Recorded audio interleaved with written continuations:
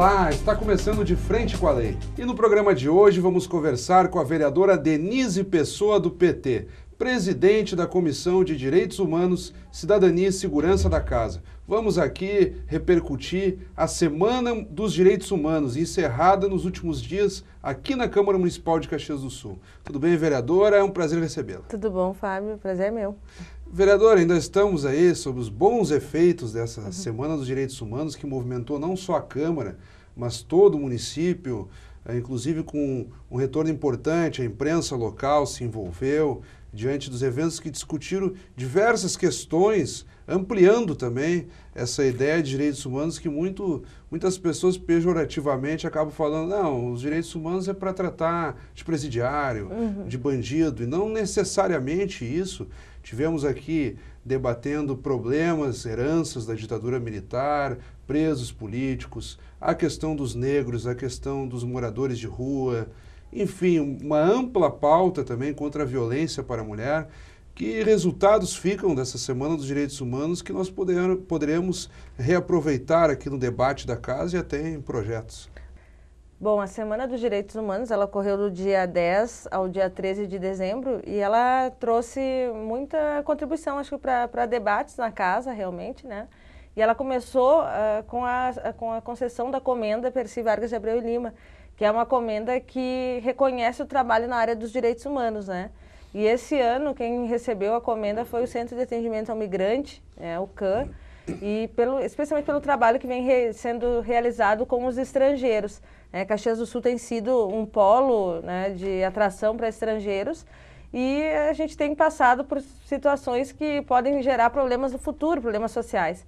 Então, o trabalho da Comissão de Direitos Humanos esse ano também foi muito direcionado a essa situação, que é uma novidade para a nossa cidade, mas não só para a cidade, mas, né, para o Brasil como um todo.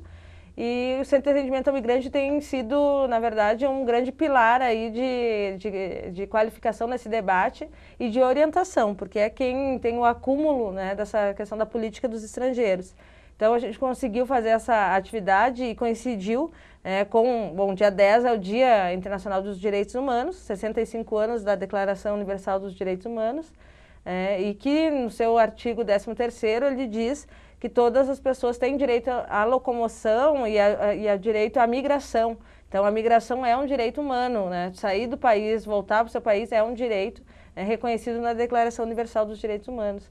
E coincidiu com a decisão do governo federal, né, de autorizar o visto de permanência para os senegaleses que estão aqui, não só os que estão em Caxias, mas no Brasil, seguindo alguns critérios. Então, eu vejo que a gente conseguiu avançar e contribuir nesse sentido. Além disso, a gente teve o debate da Patrulha Maria da Penha, que vem aí coibir a violência contra as mulheres, especialmente na garantia da proteção à vida, quando se fala em casos de medida protetiva. A gente avançou muito com a Lei Maria da Penha. A mulher, ela denuncia, né, o agressor ele é afastado da residência, mas, no entanto, não tem como garantir essa distância, né, do agressor e a vítima. E a gente vê que muitos casos acabam ocorrendo, em alguns casos acaba ocorrendo a morte, né, da vítima pelo seu ex-companheiro, que se aproxima da casa e comete, então, esse femicídio, como a gente chama também na militância de proteção à vida das mulheres. Então, essa questão da Patrulha Maria da Penha, ela atuaria especialmente com as mulheres que já têm a medida protetiva, que o agressor já foi afastado da casa, e a patrulha ficaria, então, circulando essas regiões onde tem essas mulheres, até para dar uma proteção maior. A presença da patrulha faria também com que a vizinhança se sentisse também à vontade de fazer alguma denúncia, né? Se ocorresse algum caso de, vi o marido se aproximar da casa, porque hoje, como não se tem segurança presente, né, como poderia ter, as pessoas acabam não se metendo nessa situação, ainda acham que briga entre marido e mulher, né, não se mete a colher. Então, essa violência ela ainda precisa ser coibida fortemente, porque violência contra a mulher é violência contra o ser humano, né? Então, é uma violência pública, uma violência que toda a população sofre. Então, nesse sentido, a gente ainda precisa avançar muito, né? Aqui a gente percebeu que a Brigada Militar recebeu só a primeira qualificação. A gente já tem discutido desde a metade do ano A Câmara aprovou uma moção solicitando a urgência dessa, né, da implantação da Patrulha Maria da Penha. E a gente então está na expectativa agora que se avance na implantação. Porque deve ainda acontecer no início do próximo ano, a previsão mais otimista, mas digamos nos primeiros meses. Acredito que sim. Então essa é a nossa expectativa, que quanto mais demorar, né, mais vidas de mulheres aí vão ser perdidas, infelizmente. Então é urgente e a gente vai continuar trabalhando nesse sentido. E a gente também teve então a mesa, né, que tratou sobre a questão das diferenças de direitos humanos, e que trabalhou, então, teve a participação de representantes dos negros, jovens, a gente também teve a participação da população em situação de rua, que trouxe, acho que, um olhar bastante diferenciado, porque a gente, na Câmara, eu não lembrava de ter visto um debate, né, até então, sobre a questão das moradores, as pessoas em situação de rua. E a gente conseguiu ver um lado, né, um lado da vida que a gente acaba não, uma versão, né, da cidade que a gente acaba não reconhecendo. Eu nem sabia que eles estavam organizados em movimentos, porque houve a presença de um líder desses movimentos dos moradores em situação de rua, como se fala. Isso. Pessoas em situação de rua, na verdade, não é moradores, moram na rua. Isso. Enfim.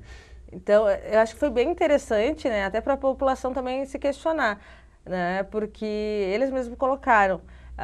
As pessoas nos questionam por que a gente acaba fazendo, né, xixi na rua, né?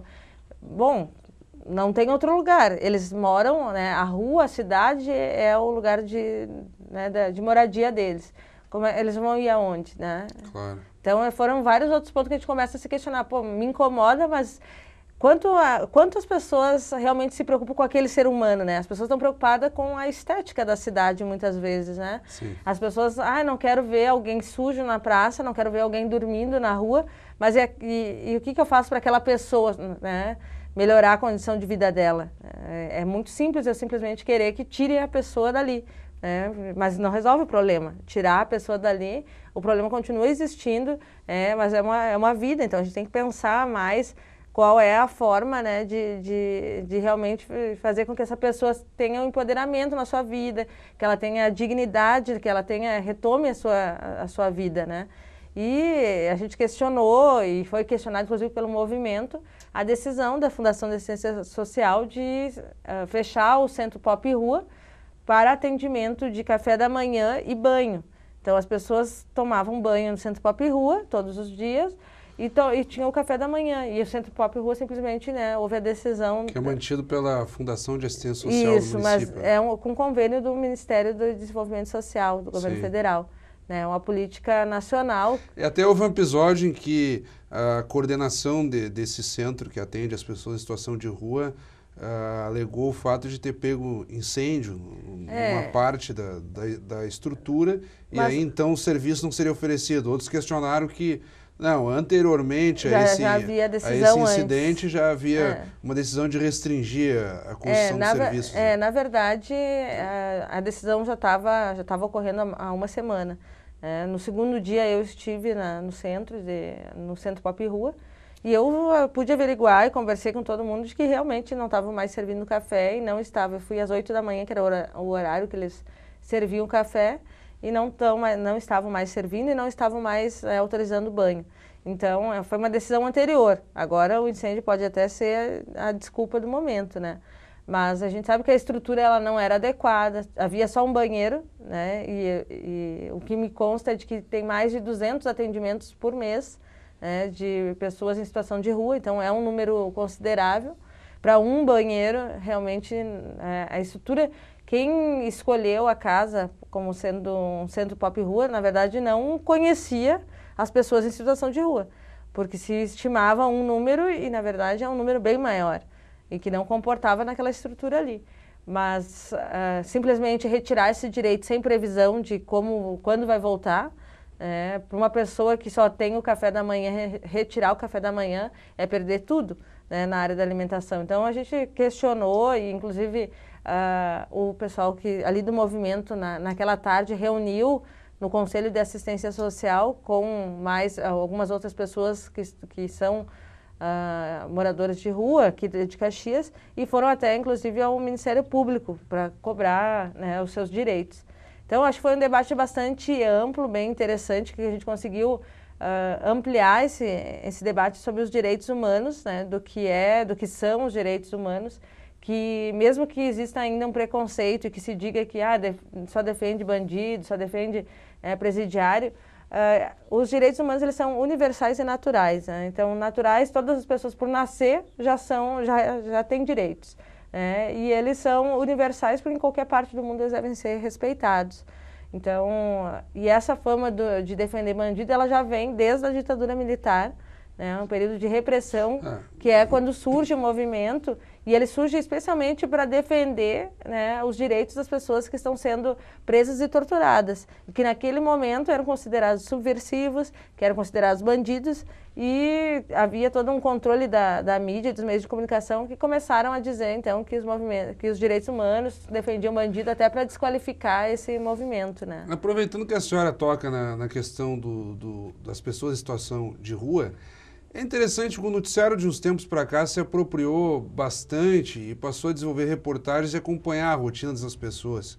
E não parece haver uma política pública muito clara, e eu falo em nível de Brasil, a senhora deve ter sua impressão também, no sentido de como entender a situação dessas pessoas e buscar formas de contemplar cada um de acordo com as suas especificidades. Porque há essa ideia do auxílio, eventualmente um banho, o alimento, a refeição, aí tem os restaurantes populares, a própria questão envolvendo os albergues e abrigos, aí o sujeito vai lá, fica um tempo no albergue e depois não pode mais continuar, então volta para a rua. Alguns conseguem vagas no abrigo e deliberadamente não se adaptam a uma rotina mais regrada e querem continuar na rua por preferência, acontece muito isso também. Então, como conseguir equilibrar uma política de forma a contemplar esse sujeito? Dependendo, o sujeito deliberadamente decide que quer morar na rua, mas como então promover uma educação, dar um trabalho para essa pessoa, de modo que com o passar do tempo ela mesma vá se interessando a ter uma condição de vida melhor, porque não é simplesmente dar moradia e coloca o sujeito dentro de um abrigo. Fábio, eu acho assim, um primeiro ponto que eu vejo, que eu discordo um pouco da sua posição, quando tu coloca de que as pessoas decidem ficar na rua. Não, mas acontece isso, depoimentos de pessoas que dizem que preferem viver na rua. O que eu vejo, né? Sim. Não é bom morar na rua. Sim. Isso eu tenho reunido com... Eu inclusive participei de reuniões com eles, né? Com os moradores de rua. Então, assim, morar na rua em Caxias do Sul, com o inverno rigoroso, da forma como é, com uma sociedade que ainda trata com preconceito e que botam fogo nos moradores de rua, e que alguns órgãos de segurança, ao invés de proteger aquelas pessoas, se encontram dormindo em algum lugar, acordam com água, com balde d'água ou com agressão física. Isso acontece à noite. Tanto que na reunião que eu fui, alguns moradores de rua estavam inclusive dormindo à tarde, porque eles dizem que à noite eles não conseguem dormir porque tem que ficar andando pela cidade, porque se dormir, tem medo que alguma coisa possa acontecer com ele. Então, assim, à noite em Caxias é muito perigoso para quem mora na rua. Então, isso não é uma decisão dessa pessoa. O que eu vejo? A nível nacional, você fala numa política bastante avançada. Mas eu vejo que quando ele vem para o município, ele já não vem com a mesma definição. A política nacional, quando ela cria o Centro Pop Rua, ela vai dizer que o Centro Pop Rua tem que ter relação com a política de trabalho municipal, com a política de saúde, com a política de educação. Então, ela tem que ter uma rede de apoio. Hoje, o Centro Pop Rua não consegue ter essa rede. Para conseguir inserir, então, esse morador de rua. Porque o que se observa é que, basicamente, o sujeito, ou ele é colocado dentro de um abrigo, recebe condições básicas, mas não há essa cultura educacional, de trabalho, de saúde. Né? Não, a política nacional, ela vem falar ela diz que tem que ter um trabalho em rede para resgatar a dignidade dessa pessoa. E tu não resgata essa pessoa simplesmente dizendo agora tu vai trabalhar. A pessoa não tem dente, a pessoa não tem higiene, né? E aí como é que tu vai botar ela no mercado de trabalho? Né? Não tem essa possibilidade. A pessoa já não... Ela se acostumou a morar na rua, ela não tem mais... As noções de disciplina. Não tem noção mais de estrutura física, de como se comportar, sabe? É uma questão natural, a pessoa se acostumou dessa forma. Então, não é simples botar numa casa e ela vai morar ali, né? Então, tem todo um tratamento e uma outra situação que a gente tem que viver, assim, que ela é a mais profunda. Só que hoje, infelizmente, ainda, você encontra uma pessoa, um morador de rua que está, de repente, alcoolizado, passando mal, quase tendo convulsões na rua, você chama o SAMU, ou chama algum órgão chama a guarda municipal, alguém para levar ele no postão, ninguém leva essa pessoa. Ou, às vezes, essa pessoa chega no postão e o postão não atende. Né? E assim vai indo. Então, essa pessoa não consegue ter um atendimento de dentista, alguém que vai orientar essa pessoa a ter. Então, ele é muito mais complexo e se não tiver um trabalho em rede, não se avança.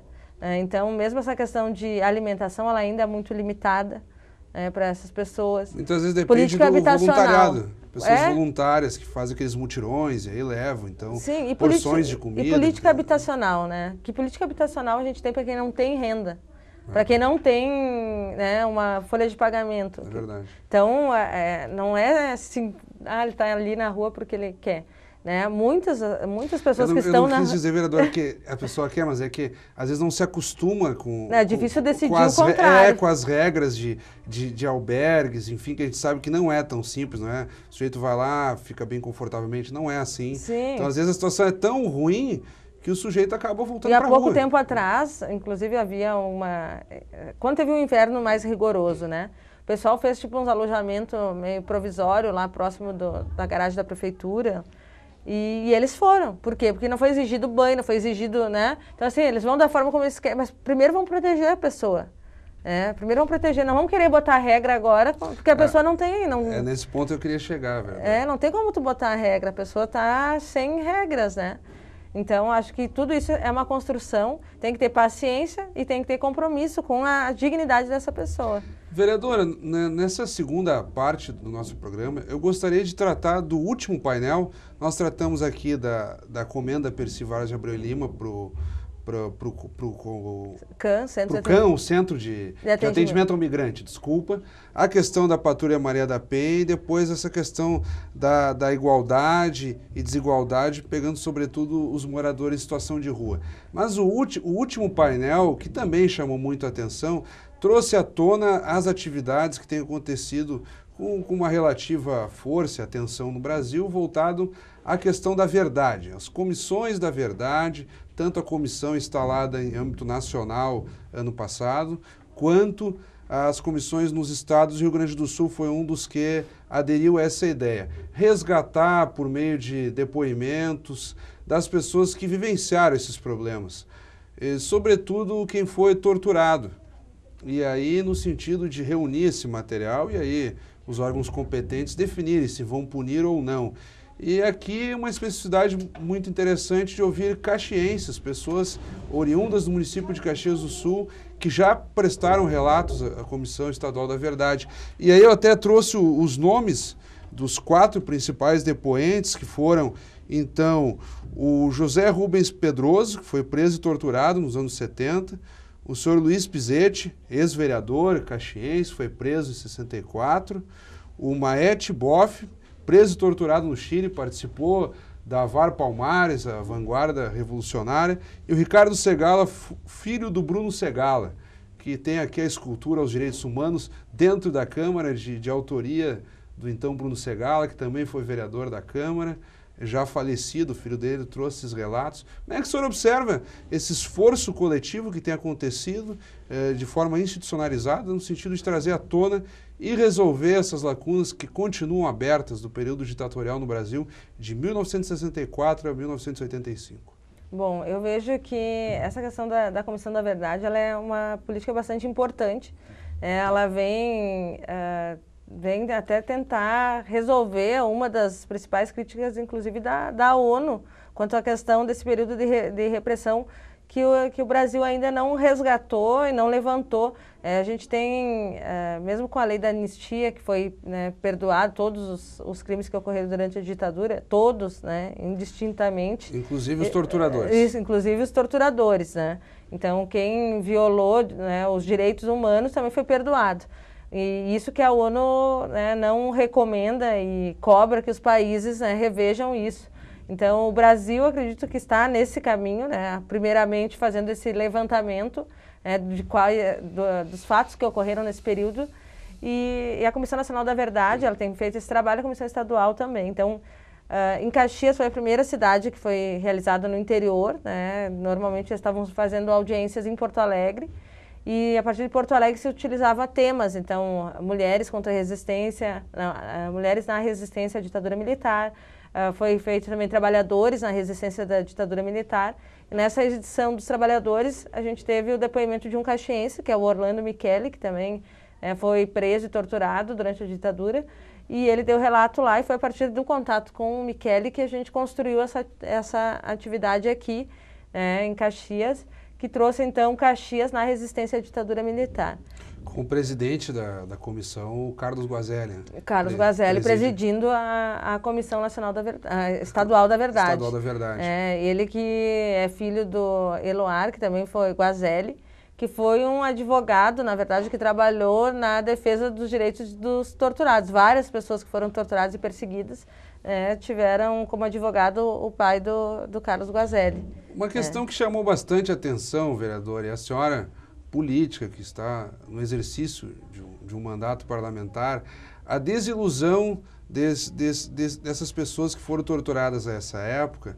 Um dos relatos que chamou muito a atenção do senhor Pedroso, no sentido de ele trazer à tona que ele coloca bastante forte que todo esse sacrifício que eles fizeram na tentativa de derrubar o regime militar, na conquista de um modelo democrático para o país, eles reconhecem que foi importante conquistar a democracia, mas ficam decepcionados com a forma como os atores políticos atualmente têm se valido desse modelo. E aí cita a corrupção, a facilidade de trocas de favores, compras de votos, de opiniões por meio da oferta de cargos políticos, a prática mais suja que se possa imaginar no âmbito da política e que infelizmente persiste em diversos pontos do nosso país. Como é que a senhora reage? Inclusive um deles lhe provocava: olha, a senhora é jovem, está na política, temos que tentar mudar isso, temos que tentar fazer com que aquele nosso esforço valha a pena na plenitude, não só pela ideia de ter a democracia, mas também que de fato as práticas sejam corretas e em benefício do coletivo. Não, eu vejo que a fala do Sr. Rubens, eu acho que ele traz um aspecto bastante interessante, porque o Brasil ele tem uma história, mas tem um momento da história que ele não é contada, né? Tem um momento da história que ela é escondida, e não é porque ela está escondida que ela não existiu. Então, ele teve efeitos, essa história teve efeitos, a luta dessas pessoas tiveram efeitos, mas, no entanto, as pessoas que vieram depois, que não conhecem essa luta, elas começam a achar que tudo é natural, né? Que o processo como ocorreu é natural e acabam não valorizando, e não participando, e não querendo mais, né? Então, a gente passou um período em que as pessoas, e ainda hoje, as pessoas falam mal da política, não querem participar, têm orgulho de dizer: eu não me interesso por política. Então, essas pessoas que fazem esse tipo de fala, não valorizam a luta dessas pessoas.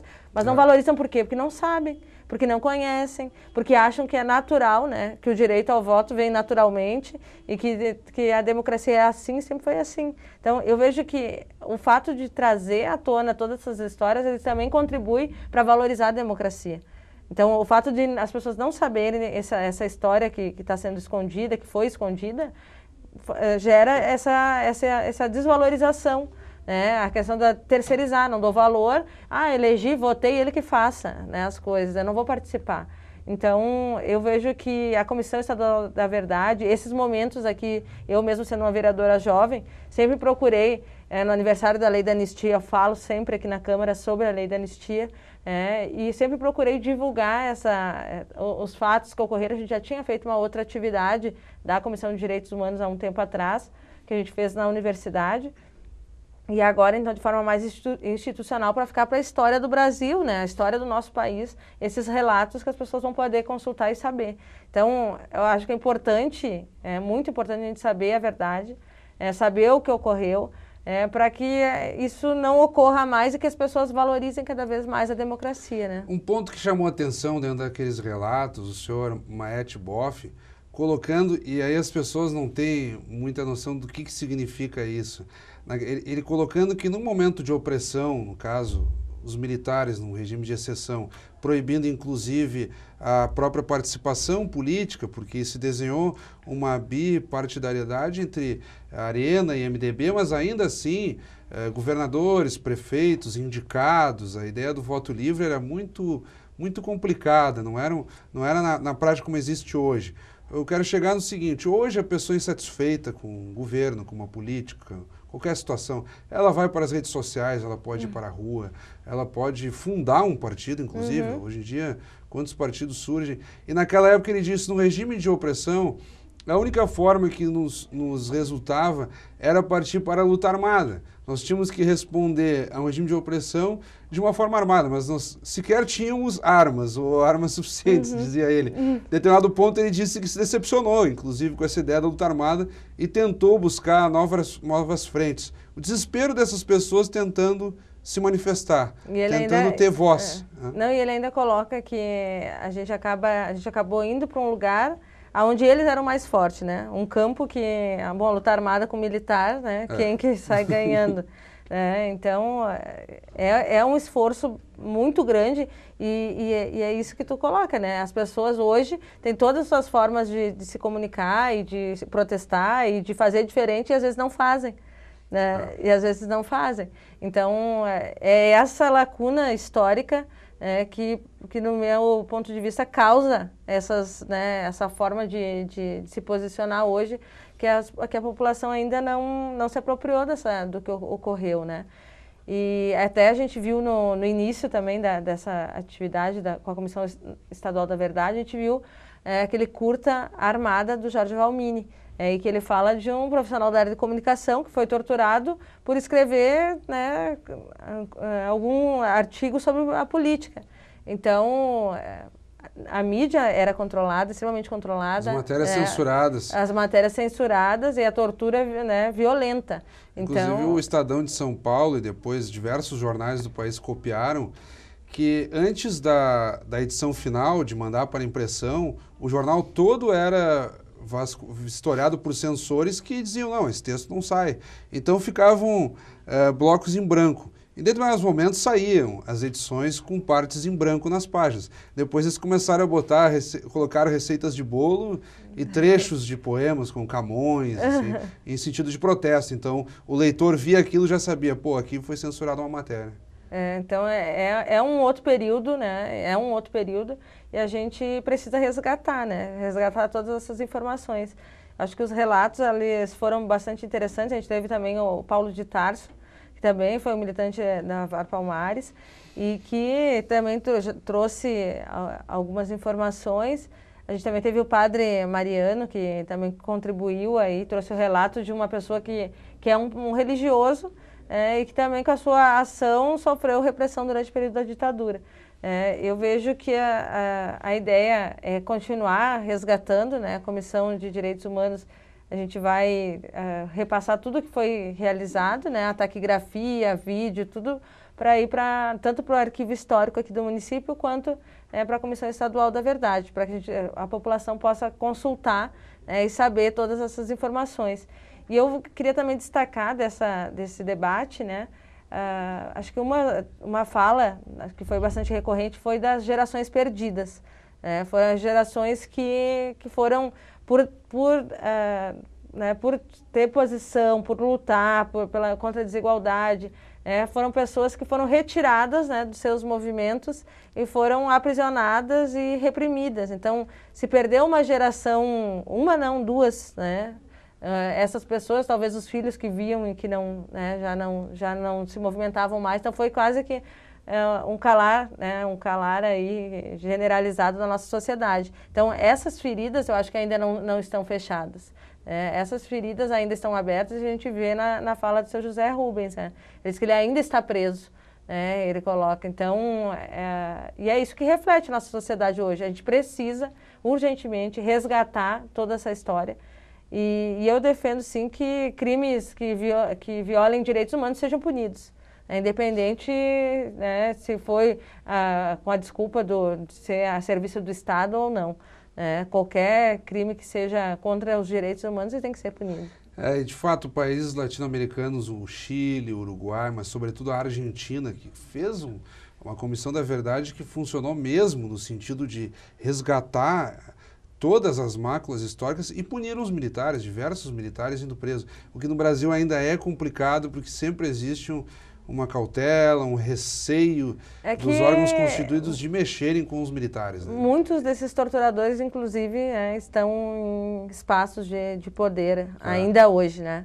Então, esse controle também ainda existe, mesmo que um pouco ainda invisível, né? Mas ele existe. Então, enquanto não foi punido, essas pessoas continuaram ocupando espaços aí de destaque em todos os poderes. Né? Vereadora, estamos um pouco além do nosso tempo, mas muito interessante nós revisitarmos cada um desses painéis que foram tratados na Semana dos Direitos Humanos, e para quem está nos acompanhando, que eventualmente não pôde estar presente, pôde ter a ideia da abrangência dos assuntos que foram tratados aqui, desde das questões do dia a dia, a Patrulha Maria da Penha, os moradores em situação de rua, até esse resgate histórico ainda referente ao período da ditadura militar. Eu gostaria que a senhora tocasse algum ponto que nós não tenhamos abordado. Bom, a Comissão de Direitos Humanos é uma comissão que tem atendimento o ano inteiro.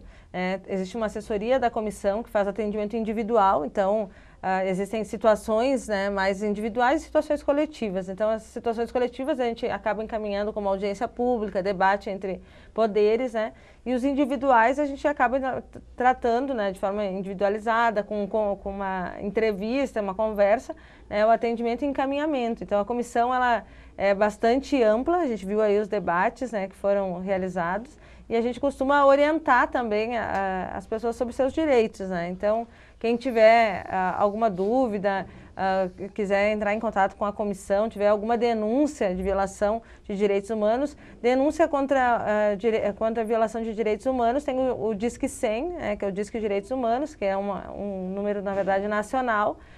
Mas aqui na Comissão também de Direitos Humanos, na Câmara de Vereadores, pelo telefone da Câmara, o 3218-1600, né, e entre em contato com a comissão. E a gente pode estar entrando, conversando, falando, orientando as pessoas.